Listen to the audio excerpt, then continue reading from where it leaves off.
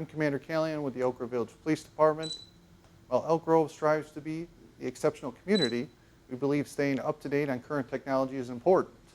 That's why I'm excited to announce the implementation of the SUAV, Small Unmanned Aerial Vehicle, more commonly known as a drone program, which will enhance our capabilities of the way we respond to a variety of incidents and events.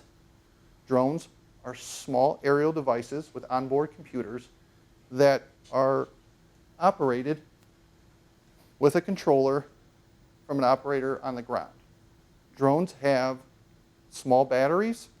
They have to weigh less than 55 pounds. They have rotors, just like a helicopter. And they can have cameras, speakers, and lights attached to them.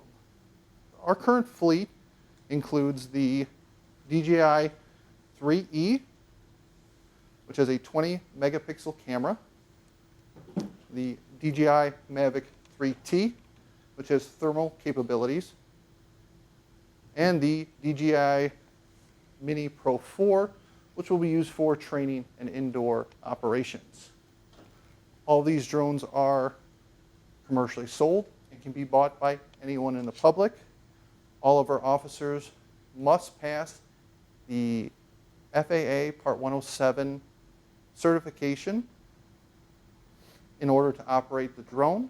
The drones are governed by the Illinois Drones as First Responders Act, 725 ILCS 167/15.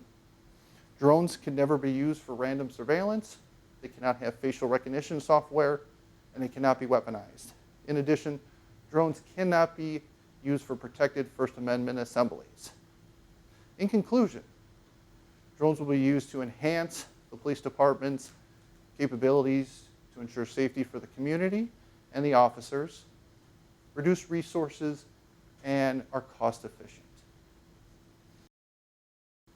Hi, I'm Officer Guthrie, the Elk Grove Village Police Department with our traffic unit, and I'm going to be using these drones for crash reconstruction. Specifically, we use these drones for mapping the crash scene, in which the drones will take several overlapping pictures of the crash scene and, using a process called photogrammetry, stitch all the pictures together to give a live view of the crash scene. This type of map is similar to what you would see using Google Maps or Google Street View, in which the user can have a 3D perspective of the whole entire crash scene. To become certified drone pilots, officers have to obtain their Part 107 license through the FAA. The FAA Part 107 exam is required for anyone who wants to fly drones commercially in the United States. All our officers are required to have their Part 107 license to conduct drone operations. The test consists of questions on regulations, airspace and airspace restrictions, weather, loading and performance of the drone, operations, emergency procedures, crew resource management, radio communication procedures, airport operations, aeronautical decision making and judgment, and physiological factors. I'm Officer Sotelo. The drones will be used for multiple functions. Some of the most predominant functions will consist of crime and accident scene reconstruction, forensic investigations, de-escalation, emergency and natural disaster response, large event overwatch, search and rescue, disaster assessment, assessment of scenes, tactical operations support, and traffic pattern review, just to name a few. My name is Brian Ossel. I'm a police officer with Elk Grove Village Police Department. I have been a police officer here for 5 years. I have a total of 18 years of police experience, and I'm currently the full-time evidence technician for the police department. I am in the identification section, where I primarily focus on crime scene processing and the maintenance of our property room.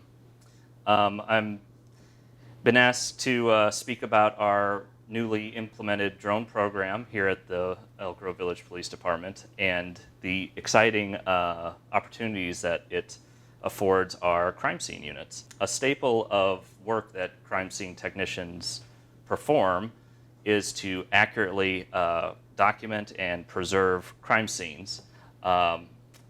Traditionally, this has been utilized by photography and hand-drawn sketches.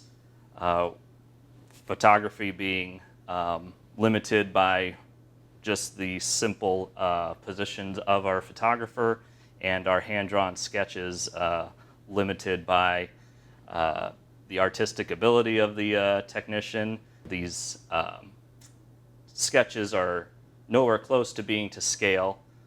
The ultimate purpose of documenting these crime scenes is for the purpose of transporting, if you will, judges and or juries and investigators back to the scene as the crime scene technician originally viewed it. So the historic challenges for crime scene technicians have been photography, which we had been dependent on film photography at first, where the technician would not know until days or months or weeks later, rather, if those photos that he or she took developed correctly. It was also costly because we had to depend on rolls of film, and we made drastic steps forward when we moved to digital photography, where you could see instantly if that photo turned out the way you wanted it, and photographs were free. You could take as many photographs as you wanted to make sure that we accurately documented the scene. When it comes to diagramming, these diagrams are hand-drawn, they're not to scale, they may not be the best representation of the scene as the technician saw it. We made drastic steps forward with diagramming when the department purchased a total station and computer diagramming software. So the total station is an amazing tool. However, it definitely has its limitations. Primarily, it works best for large outdoor scenes, and it's unfortunately a rather large piece of equipment that has to be set up on a tripod. The data that the total station captures are singular points inside of a 3D digital landscape, and each point that is plotted records 3 sets of measurements. And if you imagine yourself on an XY plane, as many of us learned in school, that total station would be at point 0, 0. So you'd get an X measurement, a Y measurement, and then if you wanted to do a 3D diagram, you would need a elevation measurement or a Z measurement. The total station was completely dependent on the human operating the total station. So the crime scene technician would have to identify in the scene every piece of important evidence or items within the scene. If that item wasn't identified and a point was not plotted, then there would be no way for the technician to go back and insert something that was important at a later time. It was either the day of the scene or not at all. So as you can imagine, this was a very time-consuming process. It kept roads closed for a long time. It kept officers on scene for a long time. Every single point took minutes to plot. And at the end of the work, you would end up with several points which would create this 3D environment. Now there is technology that exists which improves upon the total station. It's called a 3D laser scanner. That scanner makes the whole total station process automated and plots thousands of points. The biggest drawback is the cost of a piece of equipment like that. We're above the range of $60,000 just for one of those scanners. So that fact alone limited the amount of police departments that were able to afford such technology. So the exciting thing about the Elk Grove Village Police Department moving forward with the drone program is the capabilities that it allows the crime scene unit to move forward with. The equipment itself is relatively small in size. As you can see, it folds up into a small case and can be carried around in a duffel bag instead of numerous pieces of equipment like just a giant tripod alone. And in addition to the capabilities that a drone already has been talked about in this presentation, which include search and rescue, searching for a fleeing suspect, supporting the execution of a search warrant, supporting crowd safety at a public event, assisting operations in a natural disaster, a large-scale disaster, or even a terrorism attack.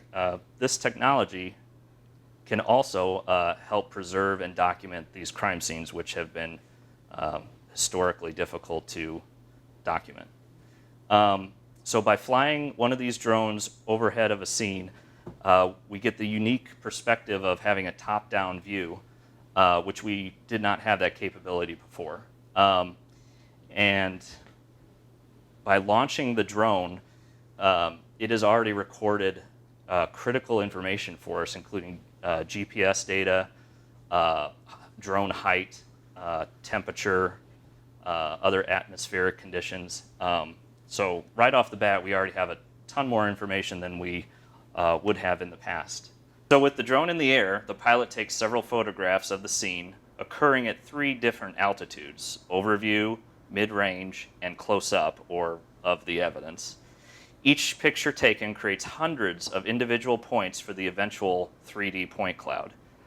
When photography is finished and the technician uses software to build the final diagram, the end result is a 3D, 2-scale representation of what the scene looked like when police were there. It is currently as close as we can get to being able to immerse someone into that crime scene. Best yet, everything that was photographed in that scene now has point cloud data. So gone are the days where police at the time that they were at the scene may have missed something that during the investigation turns out to be really important. Everything that was there at the day of the scene has a measurable point. The use of drones will clearly make a drastic improvement in the way that crash and crime scenes are documented in the future here in Elk Grove Village.